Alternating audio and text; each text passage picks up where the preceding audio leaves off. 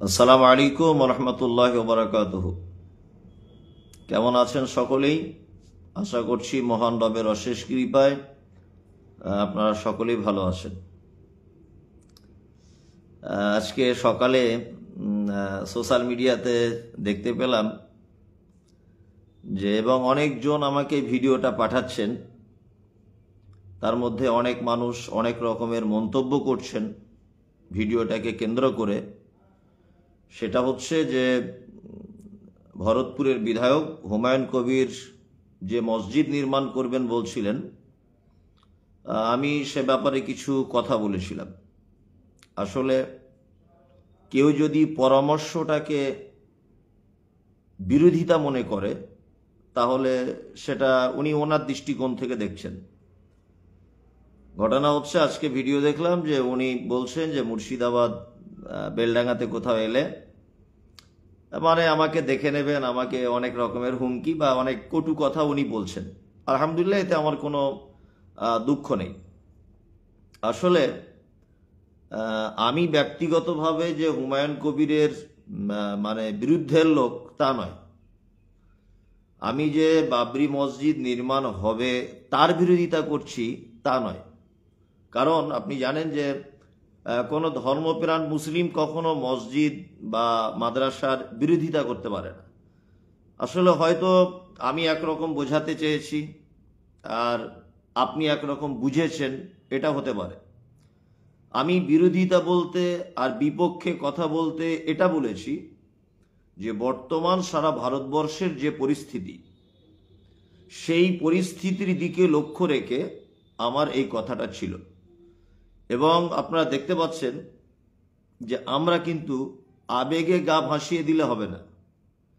আজকে দেখতে পাচ্ছেন যে ওয়াকফ সম্পত্তিগুলো আজকে চলে গেল আমাদের কাছ থেকে। রাজ্য সরকার এর দায়িত্ব নিয়েছিলেন যে আমরা ওয়াকফ বিল পশ্চিমবাংলাতে অন্ততপক্ষে আমরা প্রযোজ্য হিসাবে মানব না, বা ওয়াকফ বিলের যে দাবি সেটা পশ্চিমবাংলাতে হতে দেব না। কিন্তু শেষ পর্যন্ত তিনিও হাল ছেড়ে দিলেন। তার মানে বুঝতে পারা যাচ্ছে যে বর্তমানে আমাদের পক্ষে কেউ নেই। আমি হুমায়ুন কবির সাহেবকে আমার লাইভ ভিডিওর মাধ্যমে বলবো যে আপনি আমাকে অযথা ভুল বুঝছেন। আমি আপনাকে একটা পরামর্শ দিয়েছিলাম, আমার পরামর্শটা আপনি নিতেও পারেন নাও পারেন, সমস্যা কি আছে? আপনি যেমন সোশ্যাল মিডিয়াতে অনেক রকমের মন্তব্য করছেন, তাতে করে এক শ্রেণীর মানুষ ভাবছে, এক শ্রেণীর উগ্রপন্থী হিন্দুত্ববাদীরা ভাবছে যে ইসলাম ধর্মের এই মুহূর্তে মূল যিনি তিনি হচ্ছেন হুমায়ুন কবির। আসলে তো এটা নয়। তা ঘটনা হচ্ছে যে আমি মসজিদের বিরুদ্ধে বলিনি, আর আমি হুমায়ুন কবির সাহেবেরও বিরুদ্ধে বলিনি। আমি যেটা বিরোধিতা করেছি সেটা হচ্ছে যে বর্তমান যে পরিস্থিতি, এই পরিস্থিতিতে যদি আবার সেই পুনরায় বাবরি মসজিদের কথা যদি আবার আনা হয়, তাহলে একটা বিশৃঙ্খলা, একটা অশান্তির জায়গা আসবে, তাতে করে অনেক মানুষ ক্ষতিগ্রস্ত হবে।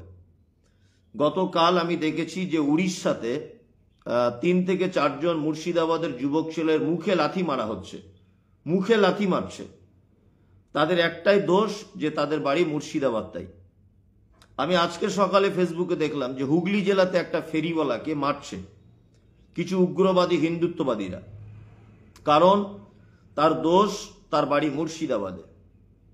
ওই জন্য বলবো যে এইটাকে কেন্দ্র করে মুসলিম উম্মাহ যাতে বিপদে না পড়ে যায়, এইটা করতে গিয়ে যদি জাতির কোনো অসুবিধা হয়, ক্ষতি হয়, তাহলে আমি এই পরামর্শ দিয়েছিলাম। তাছাড়া যে আমি বাবরি মসজিদের বিরোধিতা করছি তা নয়। বাবরি মসজিদের বিরোধিতা করতে যাব কেন? আর সব থেকে বড় কথা হচ্ছে এই যে আপনার মা যদি মারা যায়, আপনার মায়ের দেখতে ভালো ছিল না, আপনার মা মারা যাবার পর পৃথিবীর সব থেকে সুন্দরী মহিলাকেও যদি আপনার সামনে এনে দেওয়া হয়, তার মুখের যে স্বাদ আর আপনার মায়ের মুখের যে স্বাদ, তার মুখে জীবনে কোনোদিন আপনার মায়ের মুখের স্বাদ পাবেন না। মাই পরবর্তীতে আপনার আব্বা যেটা বিয়ে করেছে ওর মুখে কখনো আপনার অরিজিনাল মায়ের স্বাদ আপনি পাবেন না। তো আমাদের বাবরি মসজিদ যেটা ছিল সেটা আমাদের অরিজিনাল স্বাদের মসজিদ ছিল। রাজনৈতিক কারণে ক্ষমতা দেখিয়ে মসজিদটাকে আমাদের কাছ থেকে ছিনিয়ে নেওয়া হয়েছে। তার যে ব্যথা, তার যে ক্ষত, আজও আমরা মুসলিমরা বুকে নিয়ে সেটা ঘুরি, মৃত্যু পর্যন্ত আমরা বুকে নিয়ে ঘুরব।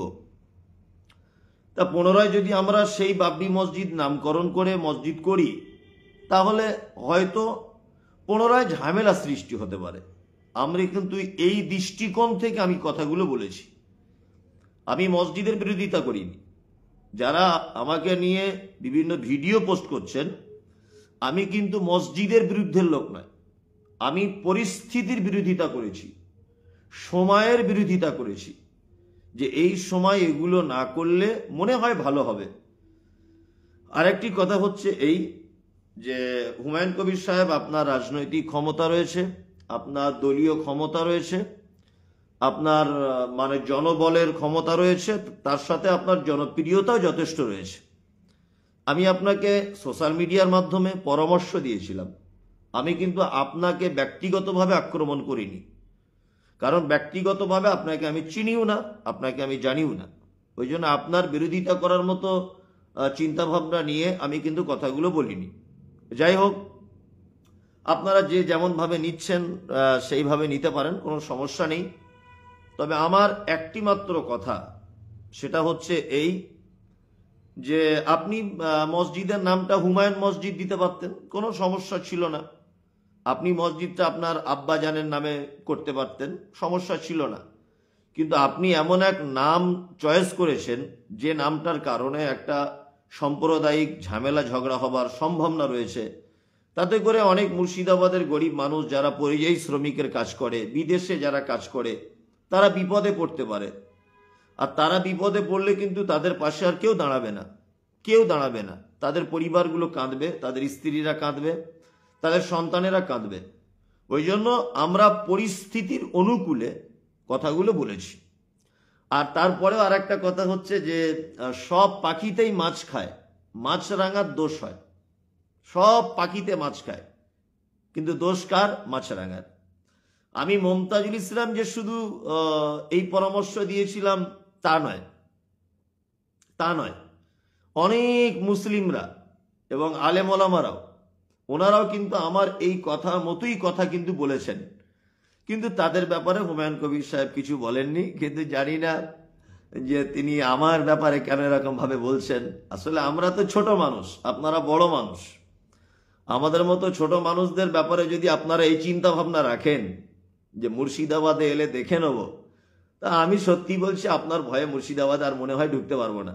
কারণ আমার তো কোনো পার্টিরও ক্ষমতা নেই, জনগণেরও ক্ষমতা নেই, কিচ্ছু নেই। আমি একেবারে শূন্য। ওই জন্য বলবো যে আপনি কথাটা খারাপ মাইন্ডে নেবেন না। আমি আপনাকে পরামর্শ দিয়েছি যে একটা হসপিটাল করলে মনে হয় ভালো হতো। এখন প্রশ্ন জাগতে পারে যে হসপিটাল তাহলে সরকারকে বলুন। দেখুন, আমরা তো সরকারের কাছে কথা পৌঁছাতে পারবো না। তা আপনি তো রাজ্য সরকারের একজন এমএলএ, তো হসপিটালের দাবিটা আপনি প্রথমে তুলুন, আপনার সঙ্গে আমরা আসি।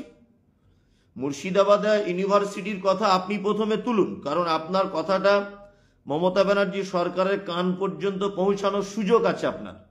কিন্তু আমরা তো পাবলিক, আমরা তো পাবলিক, আমাদের কথা রাজ্য সরকারের কান পর্যন্ত পৌঁছানোর সুযোগ নেই।